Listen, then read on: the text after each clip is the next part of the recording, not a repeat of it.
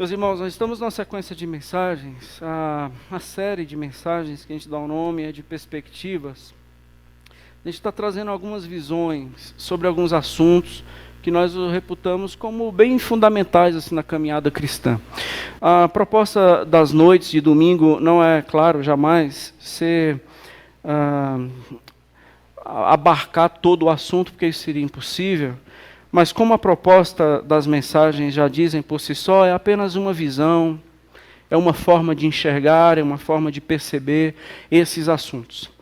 E hoje eu falo sobre um dos assuntos que é mais importante e um dos mais fundamentais para nós. Se a gente não compreender isso muito bem, nós não seremos libertos e o pior, nós poderemos ser escravos para sempre, que é culpa. Dentro dessa proposta, tenho pensado em alguns assuntos. Não imaginei uma sequência que um explicasse o outro. Domingo passado falamos sobre o Espírito Santo, uma visão sobre o Espírito Santo. E hoje uma visão sobre culpa humana, mas o foco maior na graça do Senhor. A graça do Senhor e a culpa humana. Culpa humana todos nós temos, independente de quanto de vida cristã nós já trilhamos e quanto de Deus a gente já conhece. Mas muitos de nós temos sombras nas nossas vidas, das quais a gente não queria que jogassem luz. Muitos de nós, aliás, todos nós, temos algo na nossa história que nós nos envergonhamos. Nenhum de nós aqui tem só coisas boas na caminhada e só virtudes e só pontos fortes.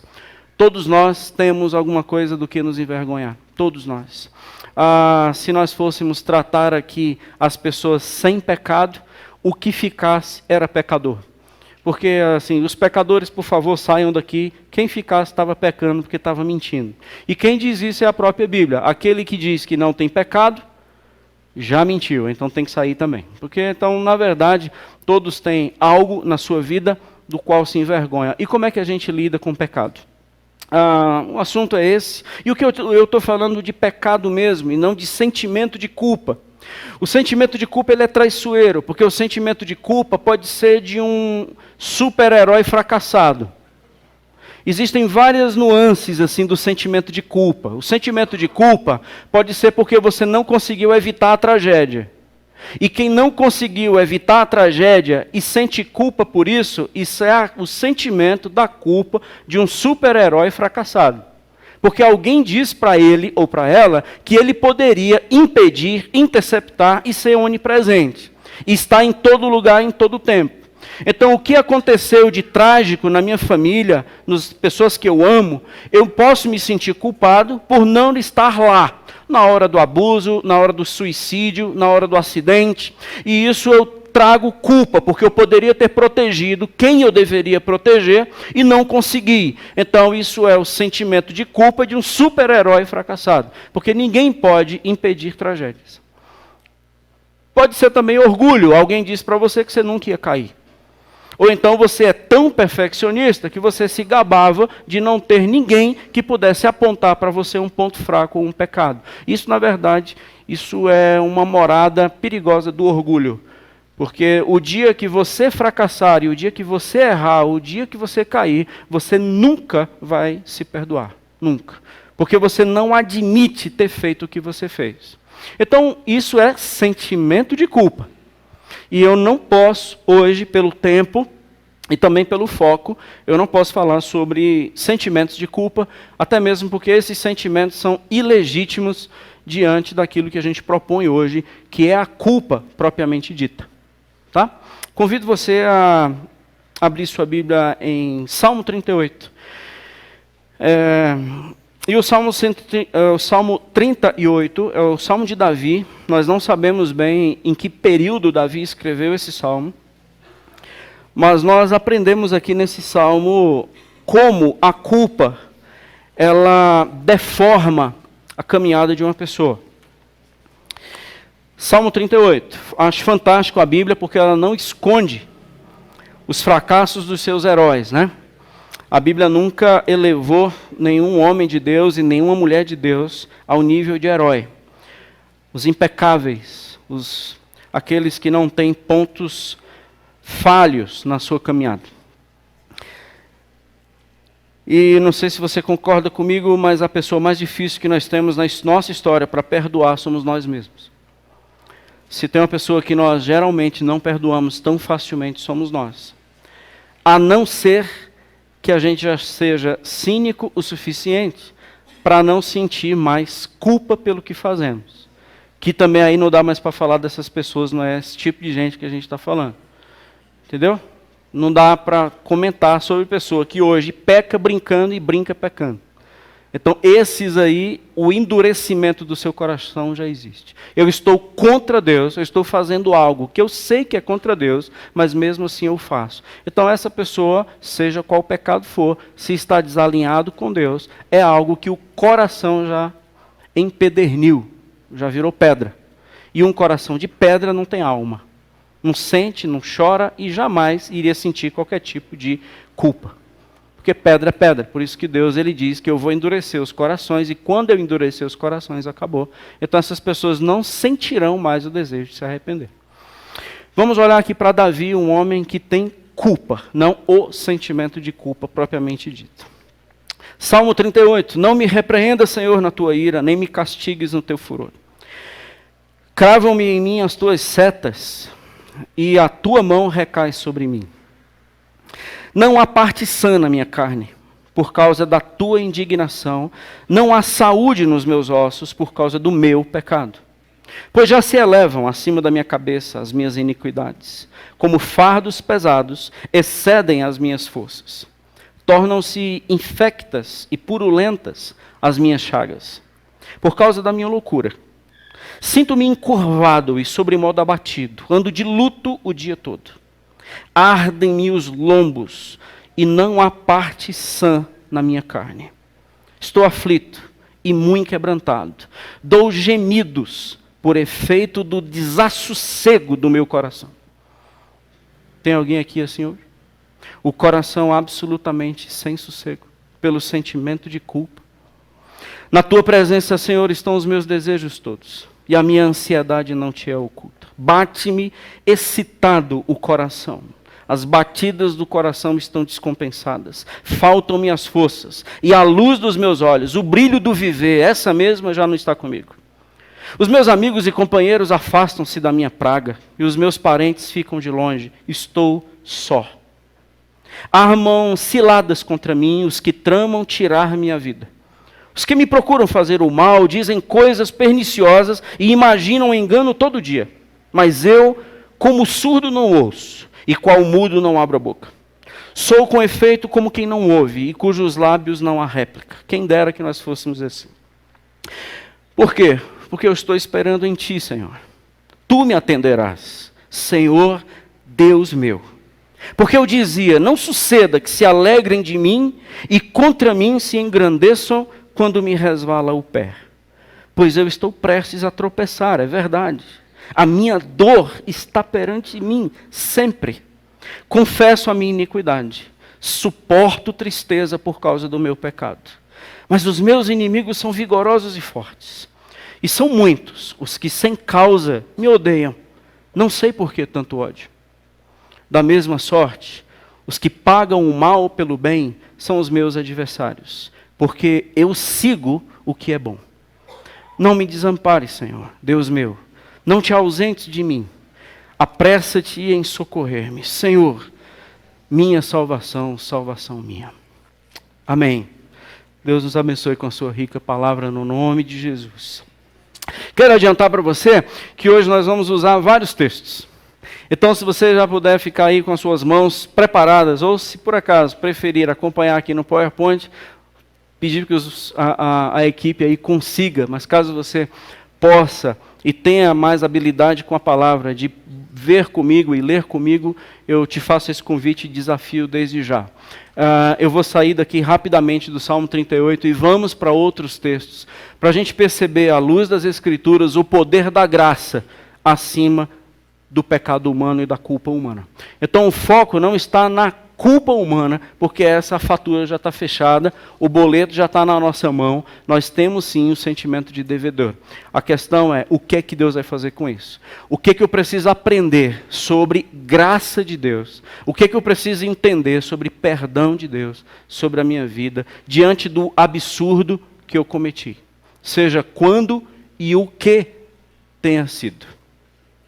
Na verdade, Davi, percebe? Ele está aqui e ele é um homem que ele não culpa ninguém, não tem culpados na sua história, ele não diz que ele é o que é porque alguém fez o que fez, o seu temperamento não é porque alguém fez assim, a sua resposta não é mediante alguém, a educação do Davi não depende da educação do outro, ele reconhece que o problema dele é pecado, é a minha iniquidade.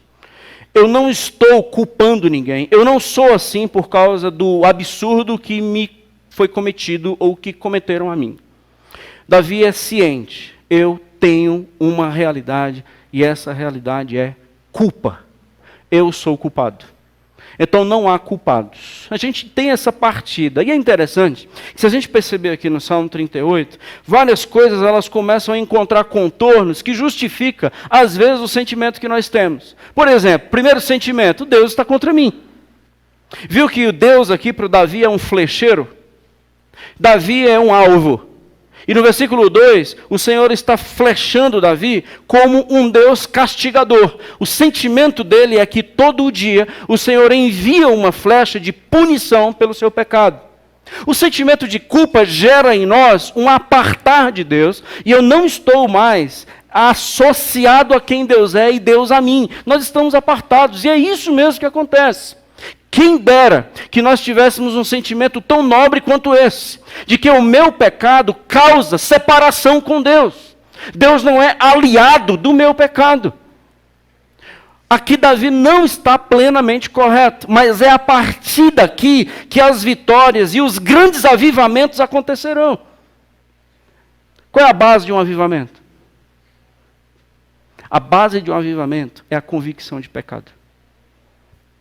A base, o nascedouro de um avivamento não é a chegada do Espírito. É a convicção de pecado. Porque é agora sim, com o pecado latejante e a convicção de dívida, eu preciso que alguém pague isso por mim. Quem vai chegar no cenário agora? O Cordeiro de Deus, que tira o pecado do mundo. Sem sentimento de dívida, eu não preciso que ninguém pague conta. Porque o sentimento de dívida tem a ver com a dívida. Se eu não devo, entende? Então o conceito de Davi, ele começa a ser fundamental para uma pessoa que quer vencer na vida. Eu estou desalinhado com Deus. Creio em Deus? Creio. Creio na existência de Deus? Creio. Eu creio que o Senhor é capaz de, não tenho dúvida. Mas, como diz Tiago, os demônios também têm essa mesma fé. A diferença é que os demônios eles não podem se arrepender. Assim como muitos de nós não nos arrependemos. Crer na existência de Deus não torna-nos nem filhos e muito menos aceitos pelo Senhor. Davi, ele no versículo 3, por exemplo, ele percebe que o pecado, ele adoece. Veja que ele repete isso no versículo 3, repete isso mais adiante, que o meu corpo paga o preço. O meu corpo adoece. Verso 3, não há parte sã em minha carne. E ele vai repetir isso no Salmo, dizendo que sim, o meu corpo grita, o meu corpo não aguenta mais o peso do pecado. Eu ando envergado, eu ando tropeçando, até o meu papel possível de andar em linha reta, verticalizado, não é mais possível, porque eu ando cambalejante e trôpego é o meu andar. Desta forma, eu sou uma pessoa que vive gemendo. Como eu falei, o meu coração não tem um sossego. Eu sou uma pessoa aflita, quebrado e quebrantado. Eu sou uma pessoa que a luz da vida já se apagou dos meus olhos, por causa da culpa que eu carrego. Meu coração está palpitante, fora do processo. Qual é o nome da patologia do coração batendo errado assim? Arritmia. Toda arritmia é culpa? Eu disse, não estou dizendo isso. Mas toda culpa gera arritmia. Coração desassossegado, bate excitado, palpita sem parar. Versículo 10, sem força. A luz da minha vida já está fora dos meus olhos. Verso 11, solidão. Os meus amigos e familiares não querem mais convívio comigo. Claro, isso é uma consequência muito natural das pessoas não querem se associar a quem vive em pecado. Por isso que você está ficando cada vez mais solitário. E por isso que talvez uma reação sua com sentimento de culpa é se esconder e não se revelar. A palavra do Senhor diz que aqueles que confessam os seus pecados e deixam, esses recebem cura. Confessar pecado para quem se você vive sozinho? E muitas vezes não foram pessoas que me abandonaram, mas foi eu que abandonei essas pessoas. Essa é a perspectiva de Davi. Entende, irmãos? Por causa do meu pecado é que tudo isso está acontecendo. Veja, Davi, ele só tem uma causa para isso tudo estar acontecendo. No final do versículo 3 e o versículo 4, a razão está aqui. Por causa do meu pecado. Isso tudo está caindo na minha cabeça por causa do meu pecado. Foi por causa do que eu fiz. A minha família está assim por causa do que eu fiz. A minha alma está assim por causa do que eu fiz e faço. O meu corpo está assim por causa das minhas decisões em relação a não ser fiel ao Senhor. Então o sentimento de culpa gera isso. E é nesse ambiente que o Senhor vai agir. E é aqui onde eu convido você a refletir comigo alguns caminhos que eu convido você a irmos juntos. E observarmos alguns textos da palavra que vão responder ao Salmo 38, amém? Então, o que é que Deus tem para responder para um Davi da vida? Se você é assim, se você passa por isso, se você tem o sentimento de culpa, o que é que a Bíblia tem para responder para você? Quais são os textos que o Senhor nos deixou para responder ao Davi esse quadro? Na verdade, o sentimento de culpa, como eu falei, é a maior bênção da caminhada cristã. Quando uma pessoa se sente culpada, ela é uma pessoa que ali sim iniciará um grande processo de transformação na sua vida. Já percebeu que algumas pessoas se batizam, ceiam, são crentes há anos e nunca deixaram seus pecados? Por quê? Porque não sente pelo pecado o que Deus sente. E as pessoas que não deixam os seus pecados é porque elas não nasceram de novo. Elas tomaram uma decisão religiosa, mas não nasceram de novo. As coisas antigas não ficaram para trás. Tudo se fez novo? Não tanto. Porque eu ainda continuo sendo o Senhor e a Senhora da minha história. Eu só quis ser salvo. Eu quis ir para o céu. Mas não viver em alinhamento com o Deus do céu. Glória a Deus, irmãos. Então, assim, tem um negócio que a gente quer ir para o céu, mas a gente não quer viver de acordo com Deus para o céu. Por isso que a nossa maior preocupação é estar bem no dia que Jesus voltar. Porque no dia que Jesus voltar e a gente estiver organizadinho, a gente sobe. Isso é uma tolice religiosa e jamais uma verdade do Evangelho. Porque ninguém vai para o céu se de lá ele ainda não veio. Que na verdade ninguém vai, a gente volta. Porque nós viemos dele, estamos vivendo por meio dele e voltaremos para ele. Porque dele, por meio dele, para ele, são todas as coisas. O que é que nos ensinaram? Que a gente se preocupasse só com para ele. Então, ir para ele, quem quer ir para ele, então, isso é uma boa pedida. Mas quem quer nascer dele e viver por meio dele para poder ir para ele. Então é impossível a gente viver no pecado na briga de poder ir para o céu. Isso é uma maluquice religiosa aí que ensinaram para a gente. Davi, ele entra nos porões da sua alma, gente. Pensa comigo. Sabe onde é que Davi está indo no capítulo 38 de Salmo? O Davi está entrando no terreno baldio da sua história. E todos nós somos um terreno baldio. Ou pelo menos éramos. Quantos aqui pertenceram ao reino das trevas? Pronto. Os que não levantaram a mão é porque ainda pertencem. Porque não é possível. Porque todos nós viemos do reino das trevas. Nós estávamos mortos onde? Nos nossos delitos e pecados, né? Então, se nós estávamos mortos nos nossos delitos e pecados, onde nós morávamos? Debaixo do reino das trevas. E foi de lá que ele nos tirou. Para anunciarmos as virtudes daquele, 1 de Pedro capítulo 2, que diz que nos tirou do império das trevas e nos transportou para o reino do seu amor. Então, quantos de nós aqui um dia pertenceu ao reino das trevas? Então, os que são crentes, todo mundo. Por isso que é um maior problemaço para nós ensinar para um filho de crente que ele é perdido. Porque eles vão dizer, sabe o quê? Que nasceram na igreja. E por ter nascido na igreja, o que eles se consideram? Salvos. Porque eu nasci na igreja. E em pecado não me concebeu minha mãe. Você quer ter uma parada assim, feroz? Pega um filho assim de um crente antigo e diz para ele que ele é perdido. E vê se ele se reconhece perdido. Vê se ele não se reconhece já garantido porque papai e mamãe é da igreja.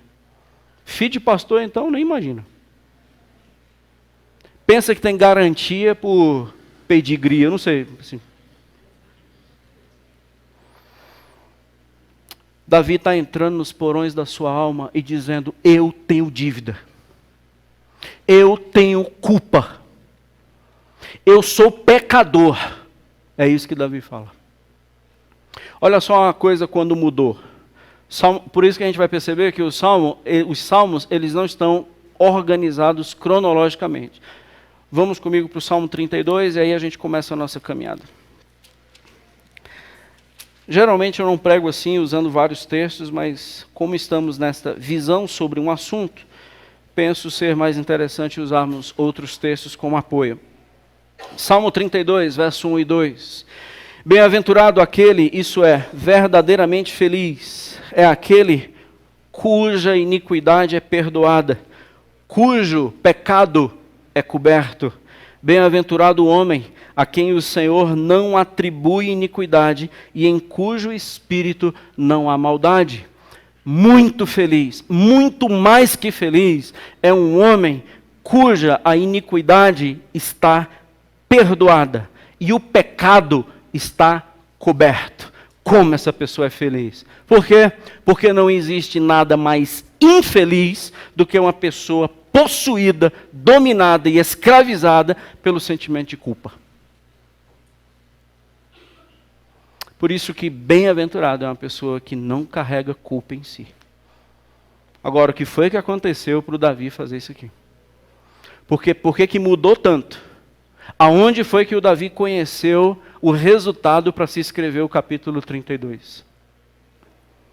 Meus irmãos, antes de irmos para outros textos, preste atenção. Culpa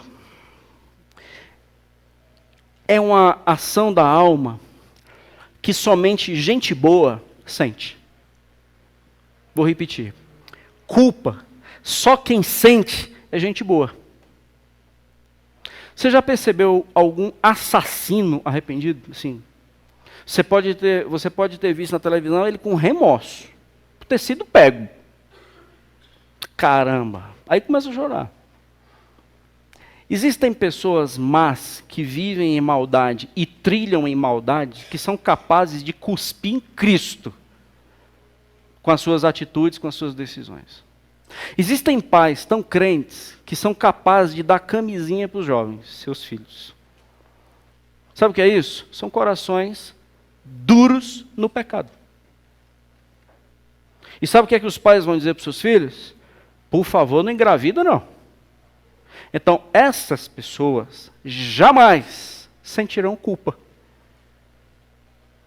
Por quê? Porque o mal já é o seu caminho. Que mal? Do Senhor. Contrário ao Senhor. Por isso que eu falei, existem pessoas que brincam pecando e pecam brincando. E ainda na premissa de que são aceitos por Deus. Se voltarmos para o Salmo 38, você perceberá que Davi diz assim, o meu caminho é bom. Eu não sigo os caminhos dos maus. O meu caminho é bom. Ele vai falar isso no final do verso 20. Então, para a gente ampliar o restante das Escrituras, é bom nós percebermos aqui quem é Davi no Salmo 38. Primeiro, ele é gente boa. Porque gente ruim não sente pecado. Gente ruim sente remorso quando é pego.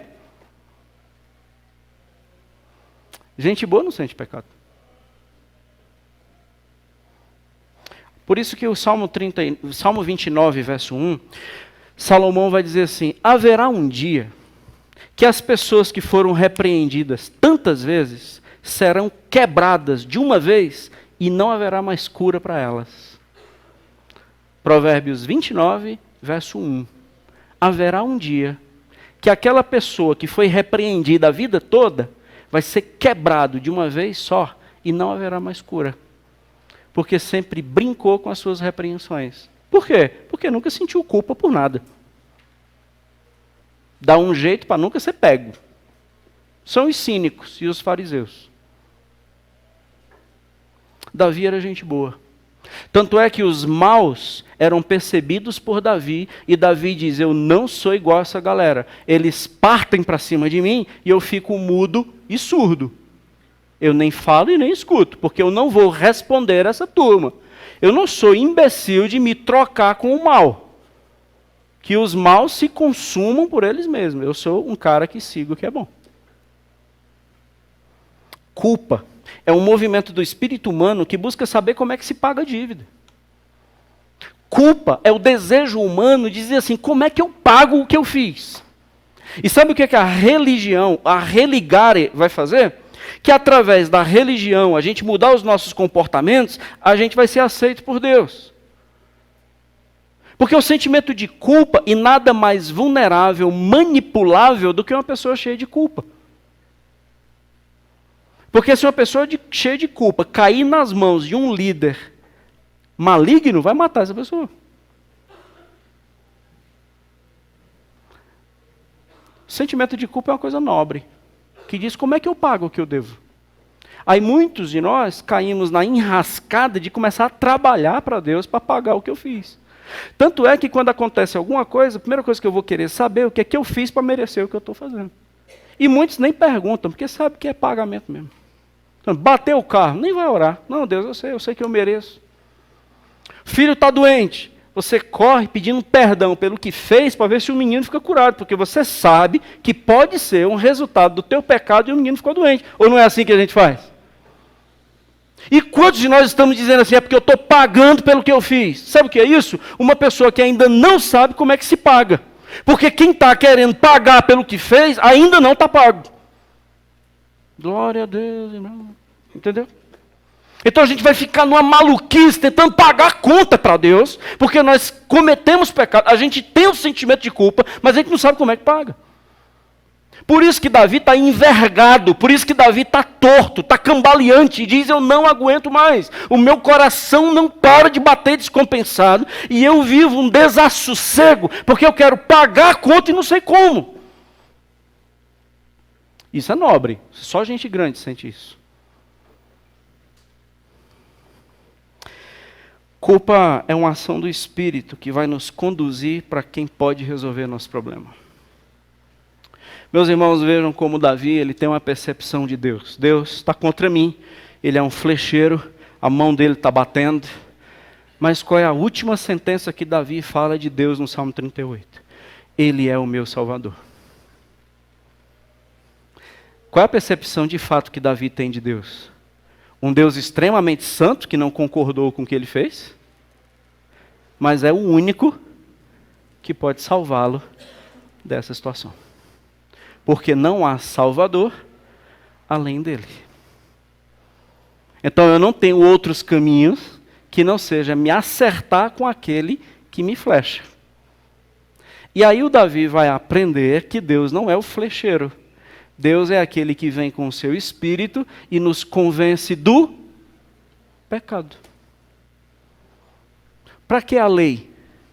A lei serviu para mostrar para os homens que não há um justo sequer. Não há quem faça o bem. Não há um que busque. Não há um que entenda. E quem destacou isso? A lei. E quem peca em um, peca em todos. Porque a lei, quem está agarrado nas suas qualidades e virtudes, é uma pessoa agarrada numa corrente, e não importa qual elo você vai quebrar, essa pessoa despenca. Entendeu? Quem está confiando em si é uma pessoa presa por uma corrente. Quem está preso numa corrente, não importa qual que você quebre. Por isso que a Bíblia diz que aquele que quebrou um elo é culpado de tudo.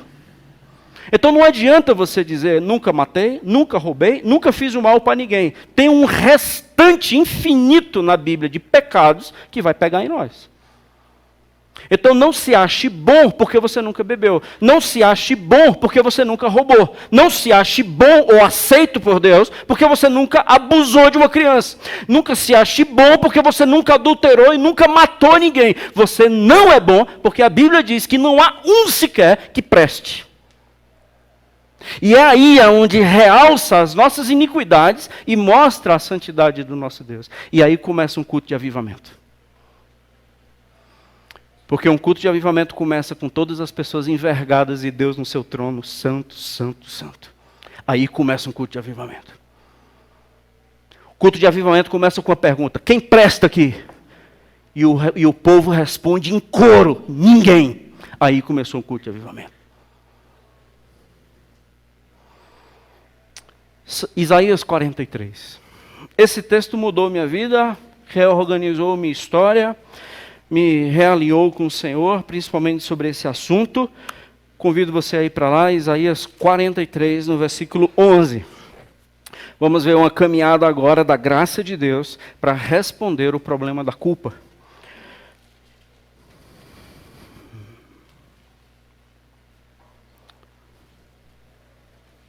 As igrejas estão morrendo, irmãos, lotadas. Igrejas lotadas nada mais é do que um cemitério. Vou repetir. Igrejas evangélicas hoje não passam de um grande cemitério. Por quê? Porque não existe mais culpa. Só existem pessoas cheias de direitos. Isaías 43, verso 11, quem é Deus? Eu sou o Senhor. E fora de mim não há Salvador. Opa, então Davi falou exatamente o que é certo. Ele não é um Deus flecheiro, ele é um Deus salvador. Ele se sentia, mas na verdade, no final do salmo, Davi disse a verdade. Ele é o meu Salvador. E aqui o Senhor diz, não há outro que possa te salvar que não seja eu. O teu problema é comigo, não é com teu cônjuge. O teu problema é comigo, não é com a tua história. O teu problema é comigo, não é com o teu passado. Por que você não acerta as suas coisas comigo e deixa de culpar pessoas e martirizar as pessoas que convivem com você? O teu problema é comigo. E não há outro que possa te livrar da enrascada do pecado que não seja eu. Por isso que o teu sentimento é fugir de mim, igual Adão. Quando eu ouvi a tua voz, eu me escondi, porque eu tive medo de ti. Isso é o que o pecado faz. Mas aí chega um Deus dizendo, mas só eu posso te salvar. Calma, eu não sou o Deus flecheiro, eu sou o Deus salvador. Que bom que você está aqui hoje, porque eu estou aqui para te salvar, não estou aqui para te matar. Mas antes eu te mato. Porque você precisa saber que você não tem jeito, você tem que morrer. Eu não conserto pessoas, eu faço nova criatura. Nós não temos consertos. Como é que o Senhor vai nos salvar? Vamos lá no processo. Versículo 18. Não vos lembreis das coisas passadas. Isaías 43, verso 18. Não vos lembreis das coisas passadas, nem considereis as antigas. Eis que faço coisa nova que está saindo à luz. Porventura não percebereis? Porventura não percebeis? Eis que porei um caminho no deserto. Você não sabe para onde você vai, você está rodando em círculos na tua vida, é porque falta um caminho. E eu não aponto o caminho, eu sou o caminho. O seu coração está seco e a tua alma está, na verdade, desértica e árida. Eu vou colocar um rio de vida em você. Os animais do campo me glorificarão, os chacais e os filhotes de avestruzes, porque porei água no deserto e rios no ermo, para dar de beber ao meu povo, ao meu escolhido. Verso 21, ao povo que eu formei, para quem? Para quê? Então esse povo tem que ser liberto, esse povo não pode ser consumido por culpa. Porque esse povo eu não formei para alguém, eu formei esse povo para mim. Escuta, você está alinhando a sua vida para ser de alguém? Por exemplo, Solange não é minha. Construa qualquer relacionamento entendendo que a pessoa é tua e você vai causar um inferno na vida dessa pessoa ou ser infernado nesta relação. Porque nós não somos do outro. Entenda que um filho é seu para você ver o tanto que você vai infernizar a vida dessa pessoa. Essa criança nascerá doente e adoecida e crescerá fora do rumo, porque ela não verá um Deus, verá um algoz. Ou então uma pessoa tão preocupada em proteger que ela verá um super-herói, mas nunca encontrará um Jesus de Nazaré. Porque a sua segurança está no pai e na mãe, a sua segurança não está naquele que tudo pode. E sabe quem foi o problema? O pai e a mãe, que super protegeu. Heróis fracassados, por isso que está com sentimento de culpa até hoje. Entende, irmãos? Porque fora de mim não tem Salvador. E eu formei você para mim, eu não formei você para outro. E para celebrar o meu louvor e não para corresponder às expectativas de quem quer que seja. Tá bom, Senhor, mas o perdão está no versículo 25. Porque eu mesmo, sou o que apago as tuas transgressões, e por amor de mim, dos teus pecados eu não lembro. Eu sou Deus a ponto de lembrar só do que eu quero lembrar. E eu vou lembrar de você, eu não vou lembrar do que você fez. Porque você é importante para mim. O que você fez, eu já paguei. E apaguei. Por isso que eu posso sim livrar você de tudo que você fez, porque eu formei você para mim. Então eu posso salvar você. Eu posso salvar e quero salvar você de você mesmo. Quantos de nós, irmãos, quantos homens e mulheres já de idades avançadas carregam um sentimento de culpa absurdo pelo que fez com os filhos e com os netos? E até hoje não conseguem se perdoar. Por isso que nunca voltaram para a história. Saíram da história e por lá ficaram. Não aceitam mais serem pais, não aceitam mais serem mães, não aceitam mais que a sua voz seja emitida e mude estradas. Pessoas que se anularam pelo seu sentimento de culpa e por ele dominados. Muitos assim. Sabe por quê? Porque eles foram nascendo entendendo que eles eram para alguém e nunca se consertaram com o seu verdadeiro Senhor. Eu formei você para mim, resolve a tua vida em mim. Porque você não vai resolver a sua vida com o seu cônjuge, sem antes não resolver comigo. Você não vai resolver a sua vida com seus filhos, com seu pastor e nem com o teu passado, se você não resolver comigo. Só eu sou o Salvador. Glória a Deus. 53, Isaías 43, adianta aí. 10 capítulos, vamos para o 53. E agora nós veremos por que o Senhor ele é capaz de perdoar tudo. Então significa que nós não temos um Deus justo. Porque se Deus passa a mãozinha naqueles que Ele escolheu para eles, então nós não servimos a um Deus justo. Nós servimos a um Deus parcial. E isso não é feito justiça, Senhor. E o diabo mesmo, que é o acusador, e Satanás mesmo, ele pode chegar diante do Senhor e dizer, o Senhor não é justo. Porque aquele que cometeu pecado, sua iniquidade o Senhor não acertou. Por isso que para o Espiritismo, a questão de justiça é reencarnação. A pessoa paga pelo que fez. Um dos lemas do Espiritismo é reencarnação, uma questão de justiça. No cristianismo, a justiça está na cruz, não está na reencarnação. Porque se tem alguma coisa latente na vida de Davi, no Salmo 38, é que ele não tem como pagar pelo que fez. E nem a próxima vida, e nem mais umas trocentas vidas pela frente, ele não tem como pagar pelo que fez, porque ele sempre será esmagado pelo sentimento de culpa. E como Deus sabe disso, por isso que nós abraçamos o Evangelho de Jesus como a pauta da nossa vida, está aqui em Isaías 53 a resposta para isso. Versículo 4. Certamente, falando de Jesus, já lá e em Isaías, ele tomou sobre si as nossas enfermidades e as nossas dores. Jesus tomou sobre si as nossas enfermidades e as nossas dores. Sabe o que é que crente maluco interpreta esse versículo?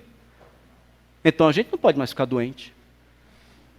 Oh, coxinha lindinha de mamãe, não pode ficar doente, porque Jesus já levou as minhas enfermidades.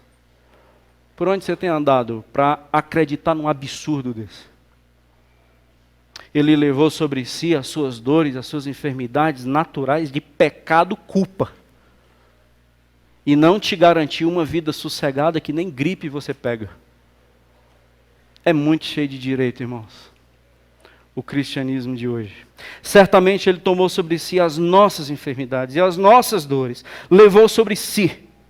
E nós o reputávamos por aflito, ferido de Deus e oprimido. Mas ele foi traspassado pelas nossas transgressões. A flecha que partiu o corpo de Cristo, aquela que Davi entendia que era nele, não era nele, era no filho dele. O Deus flecheiro não estava olhando para Davi como alvo, estava olhando no seu próprio filho. Ele foi moído pelas nossas iniquidades, o castigo que nos traz a paz estava sobre ele, e pelas suas pisaduras nós fomos sarados. Todos nós andávamos desgarrados como ovelhas, cada um se desviava pelo seu caminho, mas o Senhor fez cair sobre ele a iniquidade de todos nós. Ele foi oprimido e humilhado, mas não abriu a boca. Como cordeiro foi levado ao matadouro, e como ovelha muda perante os seus tosqueadores, ele não abriu a boca. Por juízo opressor foi arrebatado, e de sua linhagem, quem dela cogitou? Ninguém se preocupou com ele, porquanto foi cortado da terra dos viventes, por causa da transgressão do meu povo foi ele ferido. Designaram-lhe a sepultura com os perversos, mas com o rico esteve na sua morte, posto que nunca fez injustiça, nem dolo algum se achou na sua boca. Todavia, ao Senhor agradou moê-lo, fazendo-o enfermar, quando der ele a sua alma como oferta pelo pecado. Verá a sua posteridade e prolongará os seus dias, e a vontade do Senhor prosperará nas suas mãos. Ele verá o fruto do penoso trabalho de sua alma e ficará satisfeito. Sabe aonde? Lá no DF, com pessoas que glorificam o seu nome e dizendo: eu amo a mensagem da cruz. O meu servo, o justo, com seu conhecimento justificará muitos. Então, quem justifica o injusto? O justo. Porque as suas iniquidades deles levará sobre si. Deus não passou a mão em nós. Ele apenas viu que nós tínhamos uma conta da qual a gente não podia pagar. Ele não inocentou o culpado. Ele pagou a conta por um miserável. A conta paga, a justiça está feita. Deus decidiu assim. Então, justiça não é reencarnar. Justiça é o Senhor agir por um miserável que não tem como pagar a sua própria conta. Então baixa a bola. Você nunca conseguirá pagar nada a Deus. Porque qualquer presunção humana de pagar alguma coisa a Deus vai ser reduzir o sacrifício do seu filho. Qualquer atrocidade que nós formos acometidos, se tem uma coisa que não pairará sobre a nossa cabeça, é que a gente está pagando conta. Porque se eu imaginar que eu ainda estou pagando conta, o Calvário não foi suficiente para nós. Então eu não posso ser justificado por Deus. Os irmãos estão entendendo, irmãos? Porque somente uma pessoa pode ser aceita por Deus de novo, se acreditar que o sacrifício do seu filho foi o suficiente para pagar a conta do seu pecado. Porque enquanto estiver na vida querendo pagar a conta com vidinha, com comportamentozinho, com dízimo, com serviço, então nós somos tão malignos como os próprios demônios, que não admitem que Jesus tenha morrido na cruz. Porque deixa eu te contar um segredo. A graça nos envergonha. A cruz baixa a nossa bola. Porque a cruz olha para a gente e vai dizer assim: miserável, miserável. Você não vale absolutamente nada. Miserável. E você não tem nada com que pague pelo que você fez. Eu não te aceito. Você é um miserável. É isso que a cruz fala. Entendeu, irmão? Não tem nada em você que me atraia. Não tem nada em você que eu aceite. Não tem uma virtude em você que te torne aceito por mim. Eu só posso te aceitar se for pelo sacrifício do meu filho. Porque você é um injusto. Ele não. Ele é justo, que se fez injusto para pagar as nossas contas. Esse é o Evangelho de Jesus. Por isso que um homem só pode ser justificado pela graça, não pela fé. O que muitos de nós estamos acreditando? Que nós somos justificados porque a gente crê.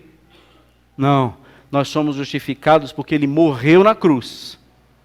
E nós cremos no seu sacrifício. Aí sim. Eu creio em Deus, então isso não te torna justo. E isso pode ser uma fé do mesmo nível de demônios. Porque os demônios também creem e tremem. Glória a Deus. Vamos para frente. Eu convido você a observar comigo 2 Coríntios. Capítulo 7, verso 9 e verso 10. Vamos lá o que Paulo fala sobre essa tristeza da culpa. Segunda carta de Paulo aos Coríntios, capítulo 7, verso 9 e verso 10.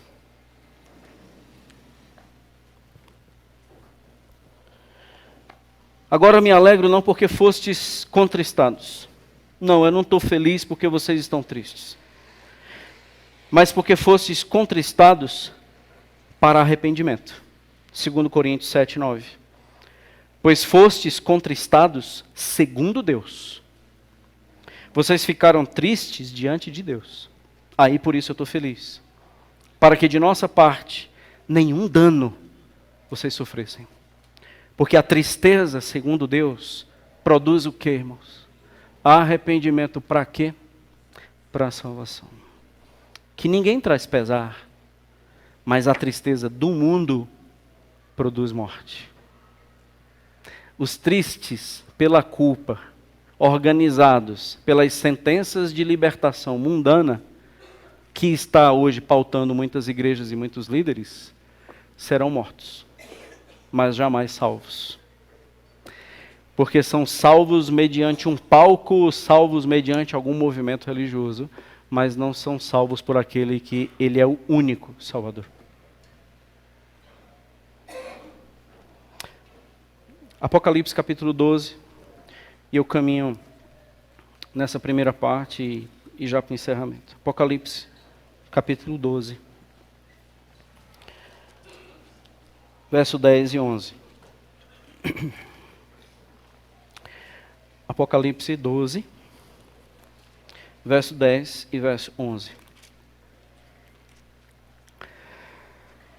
Então ouvi grande voz do céu proclamando: agora veio a salvação, o poder, o reino do nosso Deus e a autoridade do seu Cristo. Por quê? Porque foi expulso o acusador de nossos irmãos, o mesmo que os acusa de dia e de noite diante do nosso Deus. Pois eles o venceram por causa do sangue do Cordeiro e por causa da palavra do testemunho que deram, que mesmo em face da morte, não amaram a própria vida. Quem venceu o acusador? Aquele que confiou no sangue e por ele deu a sua vida. Agora o acusador foi expulso, porque não encontrou mais mentes presas pela culpa. Porque agora são pessoas libertas, porque Isaías 43 é verdade. Os evangelhos apontam o Gólgota, e eles acreditaram que aquele sangue pagou o preço. Pagou o preço para a gente ter um vidão? Não, pagou um preço para a gente morrer por ele. Pagou um preço para garantir a gente para o céu? Não, porque volta mesmo a maluquice dos religiosos. Pagou porque eu já estava morto em meus delitos e pecados e ele me deu vida. E eu não posso mais ter a minha vida, porque a minha vida eu quero dar a ele. Então toma a minha vida, Senhor, porque eu estava morto e o Senhor me trouxe a vida, logo ela não é minha, ela é tua. Porque eu jamais queria viver no poço de perdição e de pecado, eu quero viver em Ti. Isso é entregar a vida ao Senhor, quando eu entendo que a vida Ele me deu, mas só que eu a perdi. Não faz sentido aceitar Jesus. Quer aceitar Jesus? Não faz o menor sentido. Isso é uma chamada homocêntrica, o homem no centro. Porque ele vai ter o bolsinho, a mão no bolso, e diz, não sei, eu acho que eu não estou querendo aceitar Jesus hoje não. Deixa ele me pedir aí mais uma vez, porque talvez eu abra um espacinho aqui para ele. Você pensava assim? Na verdade, você vai ter que gritar e gemer hoje à noite, caso você não entenda que a sua vida não pertence a Ele. Pode começar a gemer e gritar para talvez Ele te aceitar por meio do sangue do seu filho. Porque nós não oferecemos nessa igreja um produto de R$ 1,99 para clientes que talvez tenham coisas melhores.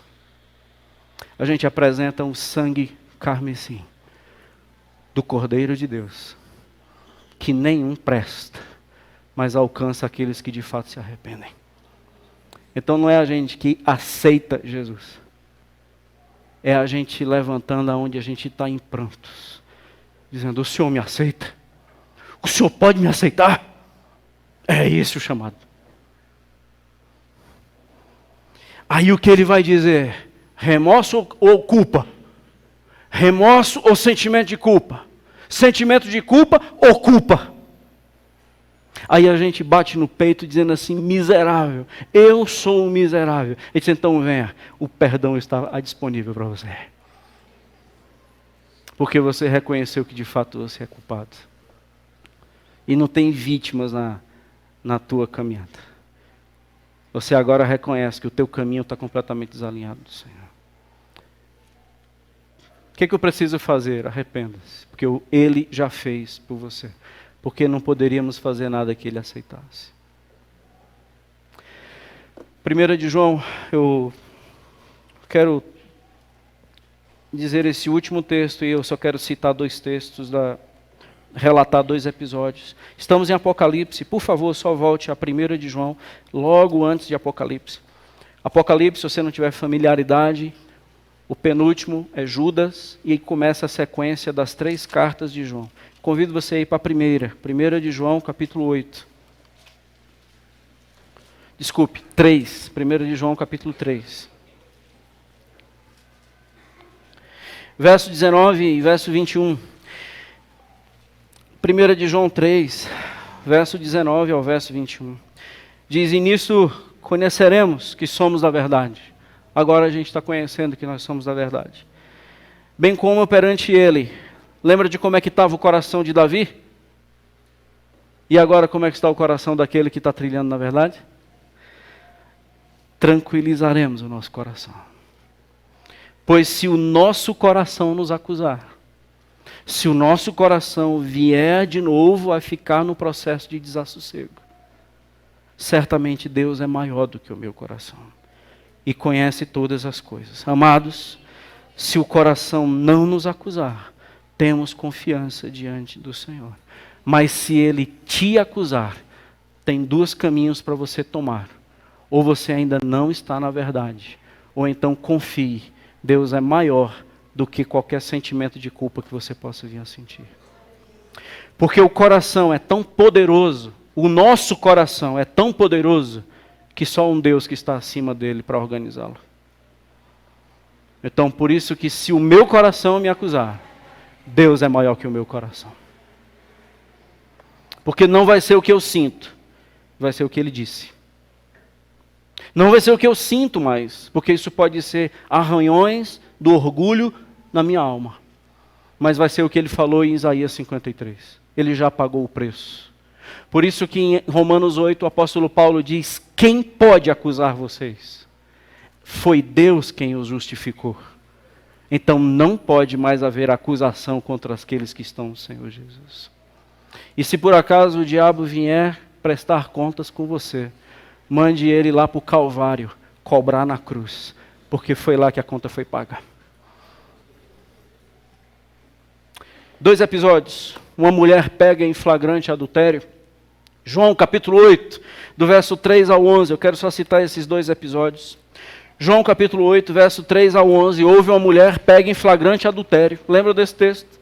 Os líderes, os religiosos, os pastores, os apóstolos, os presbíteros, os diáconos, a turma assim da religião, pegou essa mulher pega em flagrante adultério e trouxe na presença de Jesus e disse assim: a Bíblia manda apedrejar, o que é que o Senhor diz? E Jesus, riscando no chão com o dedo, disse: quem não tiver pecado, atira aí a primeira pedra. E começou do mais velho. A Bíblia diz que o mais velho, o mais experiente já vazou. Quem sai primeiro é o pastor. E aí, pastorzão, não tem pecado não? Atira a pedra. E aí, apóstolo, não tem pecado? Atira a pedra. E aí, ancião, você que arrota tantos anos de vida cristã, tira a pedra. Não consigo. Não consegue por quê? Porque não há um que não tenha pecado. Fica só a mulher. O que Jesus diz para ela? Cadê os teus acusadores? E o que essa mulher diz para ele? Ninguém ficou. E ele diz: ninguém te condenou? Eu disse: ninguém. Meus irmãos, sabe qual é a oração mais legítima quando a gente de fato está arrependido? Aquela que a gente não pede para ser perdoado. Porque nós somos a própria oração. E Jesus diz para essa mulher: vai. E você vai ter a capacidade de não pecar mais. Eu te perdoo. O que essa mulher pediu para ser perdoada? Essa mulher apresentou as suas virtudes? Não, ela era a oração. Como? Num poço de lágrima. Ela talvez vestida com um manto, porque talvez estivesse nua, descabelada. Possivelmente foi para o encontro lá, toda maquiadinha, mas veio toda borrada. E o que ela fazia era se agasalhar e dizer apenas o choro. Apenas o choro da vergonha, apenas o choro de ter sido pego em flagrante. A única coisa que aquela mulher era, um poço de lágrimas e um pedaço de vergonha. E ela era a oração. Ela não precisa dizer nada, porque ela é a oração. Senhor, sabe por que eu estou agindo assim? O Senhor me conhece, mas veja o que foi que fizeram comigo. Não, pode parar de orar. Pode parar de orar. Você acha que você precisa me explicar para dizer o tanto que você é bandido? Você acha que tem alguma coisa que você possa me bajular para que eu não entenda que você é um adúltero? E dizer que isso é do teu passado, e dizer que isso é influência dos teus pais, e dizer que isso é influência do teu DNA. Você nunca tem compromisso comigo, isso é resultado de alguma coisa que te fizeram. Você nunca tem consciência de pecado. Você abandona o ministério por qualquer bobagem. Você nunca me serve. Você nunca está disponível para mim. Você não tem compromisso comigo. E você vai dizer que isso é alguma coisa que te acometeu. Não, você é pecador. E sabe por que você nunca encontra perdão? Porque você nunca é a oração. Você aprendeu com os religiosos como é que se ora. E continua com as tuas campanhas aí. Mas eu queria saber quando é que tu vai ser a oração. Outro episódio, Marcos capítulo 2. Marcos capítulo 2, verso 3 ao verso 12. Um paralítico, ele é colocado pelo teto de onde Jesus estava. Desce esse paralítico. E quando Jesus vê aquilo, o que Jesus diz para aquele homem? Filho. Marcos 2, do verso 3 ao verso 12. Marcos 2, do verso 3 ao verso 12. O que Jesus diz para esse cara? Verso 5. Vendo-lhes a fé, Jesus disse ao paralítico: o quê? Filho. Sabe o que é isso? Restauração do relacionamento. Sabia que perdão é o único jeito da gente voltar a ter relação com Deus de novo? Filho. Ali quem estava era o Deus vivo. Os teus pecados estão perdoados. O que esse homem pediu? O que esse homem falou para Jesus? Nada, ele era a oração. O que os seus amigos estavam querendo? Que ele fosse curado da paralisia. Mas o que foi que Jesus leu no coração dele? Ele precisa ser perdoado, porque o sentimento de culpa paralisa o homem. Meus irmãos, o perdão de Deus traz a gente de volta ao vínculo com Deus.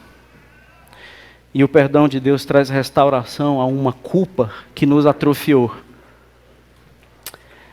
Então o perdão de Deus faz com que a gente não olhe mais para as pessoas de baixo para cima. Faz com que a gente olhe para as pessoas nos olhos. Fica de pé, você está perdoado. Fica de pé porque os atrofiamentos dos teus relacionamentos acabaram, porque eu te perdoo.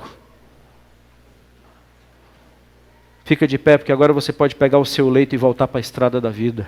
Porque você não me deve mais e não precisa mais fugir de mim, porque eu te perdoo.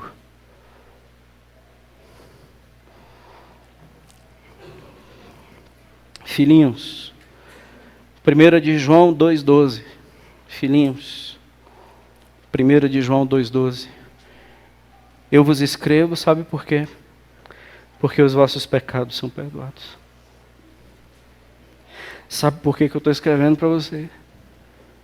Porque já há perdão na tua conta. Sabe por que a gente pode hoje dizer assim, então de tudo que eu fiz o Senhor me perdoa? De tudo. Não há ausência de sangue na cruz que não possa alcançar aquilo que você e eu fizemos. Não há. Pegue tudo que você fez e vá para o Calvário. Você perceberá que lá tem sangue suficiente. Pode ser que o seu sentimento de culpa seja ilegítimo, porque você tem remorso, não culpa. Mas se for culpa, eu vim para os que estão perdidos, eu vim para os que estão sobrecarregados, e eu vos aliviarei. Eu não vim para justo. Quem se garante aí por si só, que continue se garantindo. Eu vim para aqueles que estão gemendo e dizendo, como é que eu pago? Vamos orar.